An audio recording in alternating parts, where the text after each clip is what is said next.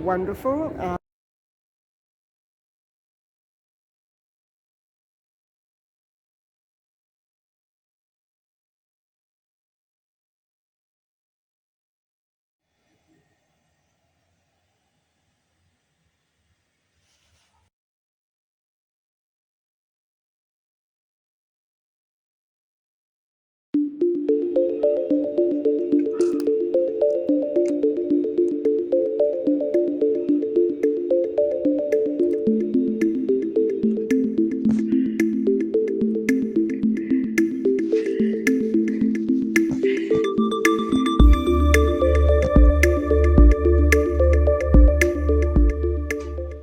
Welcome to my channel.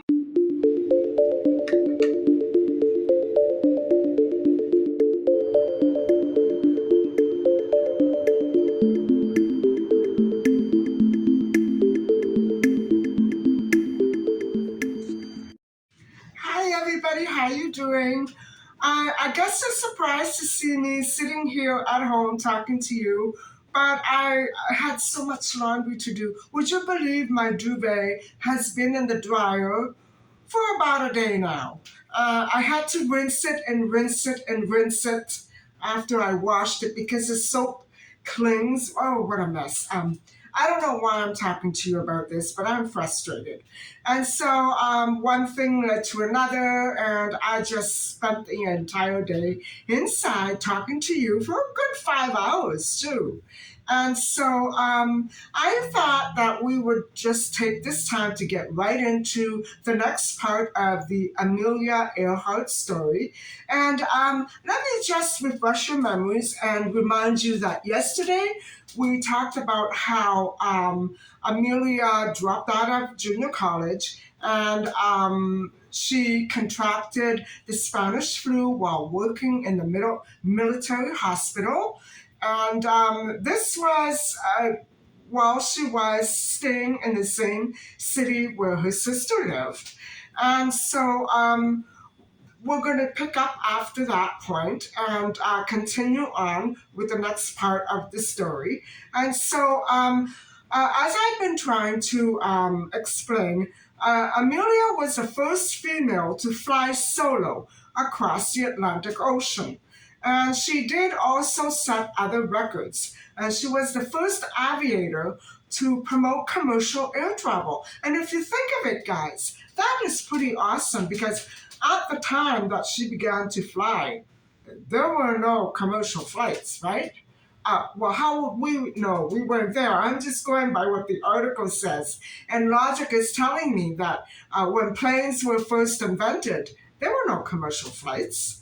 And I know it was around or before World War One. So, she went through World War One working as a Red Cross assistant, which I've explained, and she contracted this respiratory infection with the Spanish flu. And then, guys, she got so inspired by all the awesome stories about pilots and heroism.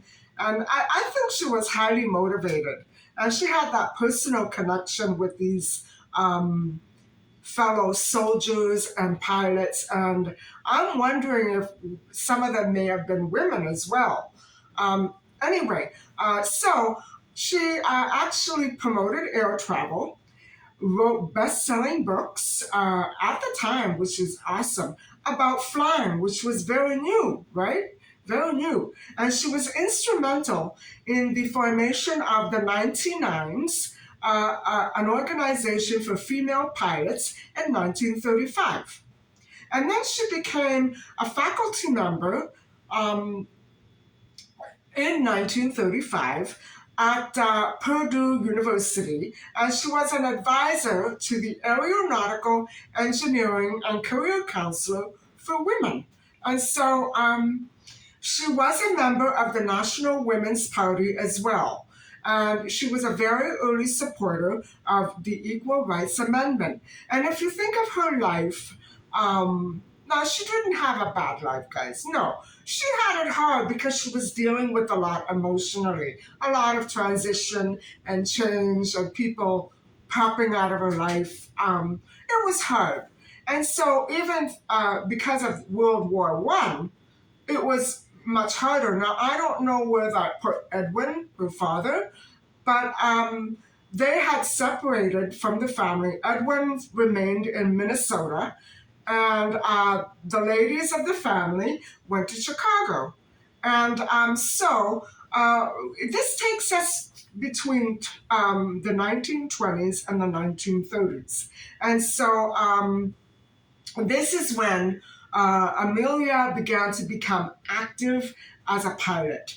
And so her legacy is compared to the early aeronautical career of the pioneer aviator Charles Lindbergh, as well as to other figures who were very, famous and political, like Lady Eleanor Roosevelt. And she had these two women that I just mentioned, Amelia and Eleanor, had a very, very impacting effect on women's issues. And so, working and surviving during World War One, when everybody was at war, all the men were at war. And so you had to have been drafted. So it was different in those days, guys. You had to go to war, whether you believed in war or not. It must have been horrible. And so Amelia began to take a much more clear direction in her life, and she began to realize what became more and more important to her: helping people, dealing with women's issues, and definitely flying. And so on December 28th, 1920, Amelia and her father, Edwin, attended an aerial meet in Long Beach, California. And so this was the start of everything, guys. This was the start of her dream come true. And so even though she hadn't been very attracted to the idea of flying a plane as a child, she now was dreaming about it, literally walking and dreaming at the same time. And so her father, Edwin, was good enough to ask about passenger flights and flying lessons. So they were up to something. And I don't know about finances. I am imagining that the maternal grandmother had left access for the children, her grandchildren, uh, in her estate and not Edwin. That's the way I see it. I might be wrong, and really it's not important, but I don't know how she would have gained access to all that money, because it would have been very expensive indeed. And so what they did was she booked a passenger flight the following day at Emory Rogers Field at the corner of, well, it doesn't matter where it was. But she charged $10 for a 10-minute flight with Frank Hawks, who later gained fame as an air racer. Oh boy. And so, can you imagine being a stunt driver in the air? Um, Hawks gave her a ride that would forever, ever change Amelia's life. And she was hurt, guys. So by the time that she got 200 or 300 feet off the ground, she knew that she had to stay in this field. She was home, guys. She found the love of her life, as well as another love a little bit later on. And so she was hurt, and she was set for life, or at least for the rest of her life, in this career. And so for the next month in 1920, I would say January 1920, Amelia recruited another woman to be her flying instructor. So this should tell us that there were other women active in the field. And I really have to commend Amelia for taking that step, because if she hadn't have done it, she probably would have dwindled and not ever um, caught up with the love of her life and the dream of her life. It was for her a literal dream come true. And so imagine hiring a fellow woman to be your instructor, and she was carefree. The world was hers. She had all the freedom and independence that she needed. And so the initial contract was only for 12 hours of instruction for $500. So that is one good way that women could earn income in the 20s, right? Because that was such a rare career. And so, she worked at a variety of jobs, including photography, trucker, and stenographer. You can see the kind of woman Amelia was aspiring to be. She wanted it all. And so she managed to save $1,000 for flying lessons, which in those days was an enormous and vast amount of money. Even $10 was a vast amount of money. But so she had her first lesson on January 3rd, 1921, and just a little over a month later, after meeting up with her father in that field. And so this time she took her lesson at Kinner Field on the west side of Long Beach Boulevard and Tweedy Road. And so her instructor used a crash salvaged, she used a plane that had been almost involved in a crash. Let's put it that way. It was a Curtiss JN4 that she restored, the instructor restored. And so the instructor was quite knowledgeable about mechanics. Can you imagine having an instructor that brilliant? Um, so she restored the plane in order to reach the airfield, and that is where Amelia had to take a bus to the end of the line and then walk 4 miles. And so Amelia's mother provided part of the $1,000 stake against her better judgment. Wow, and that is very ironic, isn't it? For it would take, 18 years for that statement to come back and haunt her.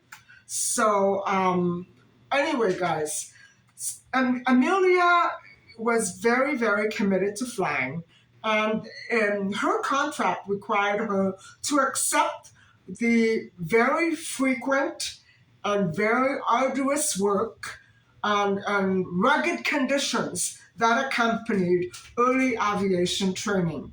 And to complete her aviation image and her transformation, she also cropped her hair very short in the style of other female flyers. So it wasn't just Snook, her instructor, that was a fellow female flyer. It was around another 7 or 8 women besides them. And so 6 months later, in the summer of 1921, Amelia purchased a second-hand chromium yellow Kinner Airster biplane, also against her instructor Snook's advice, which she nicknamed the Canary. Oh, that's so cute. And so her first successful solo landing, she had, she was all decked out in a new leather jacket. She was really playing the role, and she was having the time of her life, guys. And so I imagine she was still working quite hard at her other jobs to make this a reality. And I have to commend her for her inspiration, her motivation, and Edwin, who rooted for his daughter. Now that was a good dad, and she did have support and love from her family. And so, on October the 22nd, 1922, Amelia flew the Airster, the Canary, to an altitude of 14,000 feet into the air and set a world record for female pilots. Way to go. And on May the 16th, 1923, she was at it again and became the 16th woman, the 16th. So, the 16th woman in USA to be issued a pilot's license. Wow. So um, there were 15 other women besides her. So 15 other women before her. Wow, what a selective community to belong to.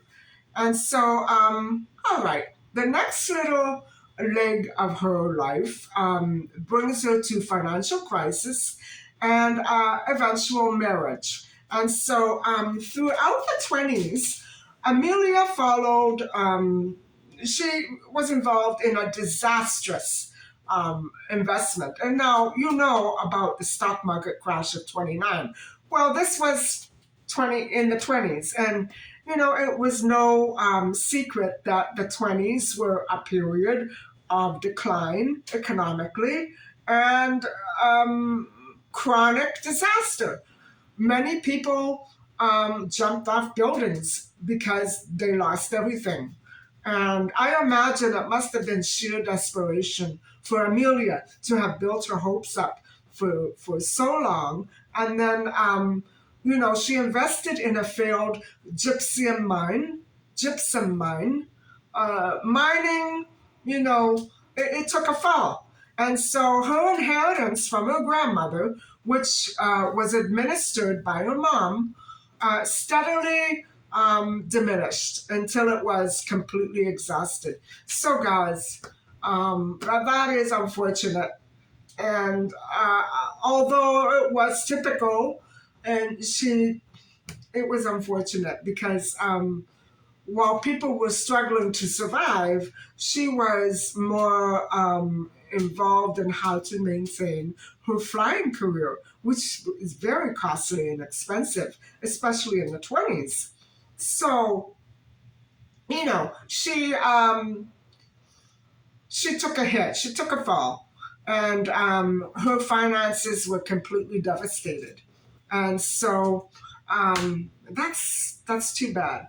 I hate to look at all the lows in her life, and this was indeed another low point of Amelia's life. And so, consequently, with no real prospects for recouping her investment in flying, um, Amelia sold the Canary. It must have been such a devastating and hard decision for her to come to. And she also sold her second Kinner and bought a yellow Kissel Goldbug Speedster, a two-seated automobile, which she named Yellow Peril.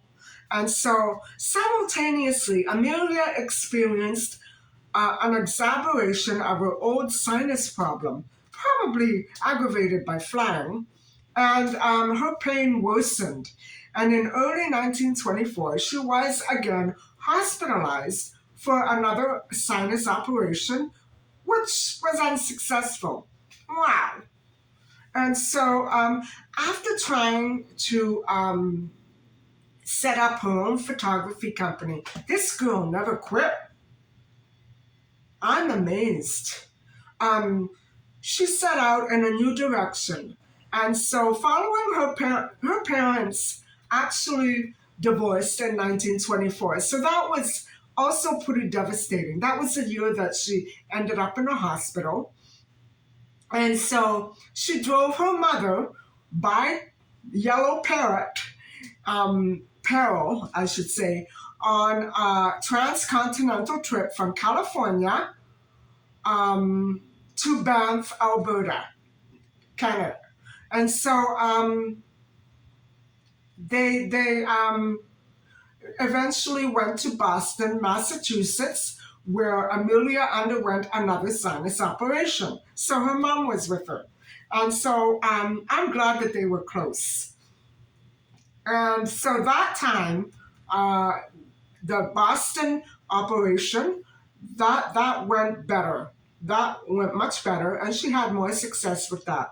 Thank goodness. After recuperating, she returned to Columbia University for several months, but was actually forced to abandon her studies and any further plans for the enrolling into the Institute of Technology because her mother couldn't afford the tuition fees and associated costs. It was a bad time, guys, although her aspirations were so admirable.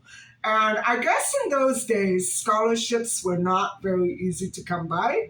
Um, it's a shame that she had all that experience and education under her, and she didn't manage to get a scholarship. She certainly deserved one.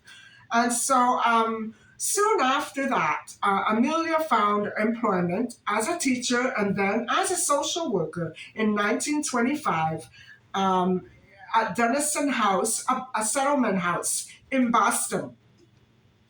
And at that time, she lived in Medford, Massachusetts. And so it was a different city.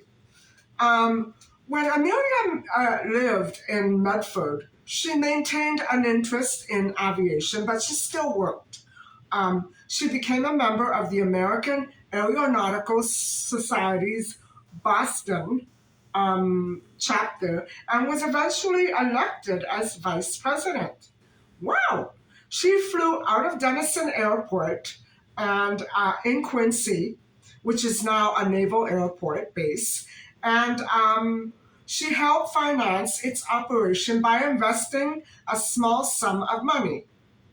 Oh, so that's a good idea.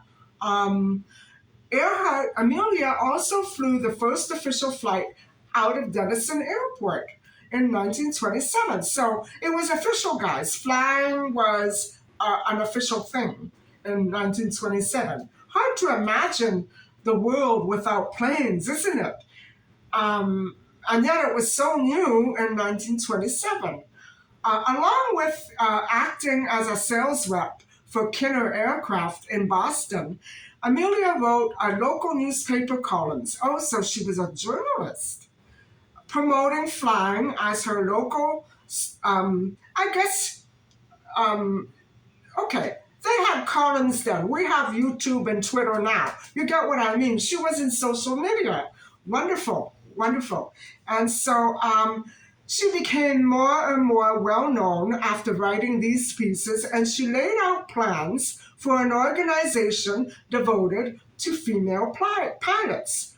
Wow. She really deserved a trophy for that. If there's anybody who needed more recognition in 1927, it would be that very little select group of female pilots, right? And so, wow, what an interesting life. During an attempt to become the first woman to complete a circumnavigational flight of the globe in 1937, in a university funded Lockheed Model 10 Electra, Model 10E Electra, um, Amelia and Fred Noonan disappeared. They disappeared. And they were headed over the central Pacific Ocean near Howland Island, and they were on the last stop of their last leg of that flight. And they disappeared then. Wow.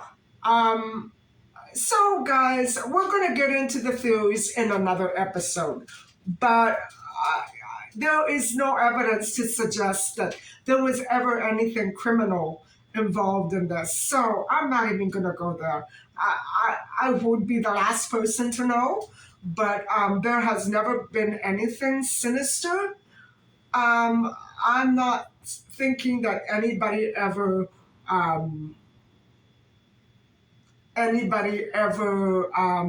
had any animosity toward Amelia.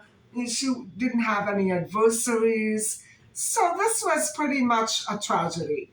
And so we actually passed the anniversary of her disappearance, which was on July the 2nd, 1937, on the last stop before Howland Island. And Fred disappeared along with her. Now, did they run away together? Because at the time she was married. She was married to a gentleman, but I'm not sure if he would have objected to her flying around with another man. I'm not going to go there. This is what happened, and that's all I know. So she presumably died, everybody, on that journey across the Pacific during the circumnavigation, and it was only 3 weeks before her 40th birthday. So she was so young. And Amelia was officially declared dead 1 year and 6 months later. And as of today, it is still a very widely and significant um, uh, investigated case in the public. The public is very interested in this case. It's fascinating and mysterious. And even because she was such a celebrated female, and her disappearance is still continuing to create vibes and waves in the public. So it's unbelievable that nothing was ever found. Decades after her presumed death, Amelia was inducted into the National Aviation Hall of Fame in 1968 and in 1973 into the National Women's Hall of Fame. And so she has several commemorative memorials named in her honor all over the United States, including an urban park, an airport, a residence hall at a university, a museum, a research foundation, a bridge, a cargo ship, uh, a dam, four schools, a hotel, a playhouse, a library, roads, and much, much more. I would sure love to see the park and the museum, wouldn't you? So she even has a lunar crater named after her and a planet, the Corona. That's an interesting name. Now, where have I heard that word before? And so she ranks ninth on the flying list of heroes out of 51. And so, guys, number nine.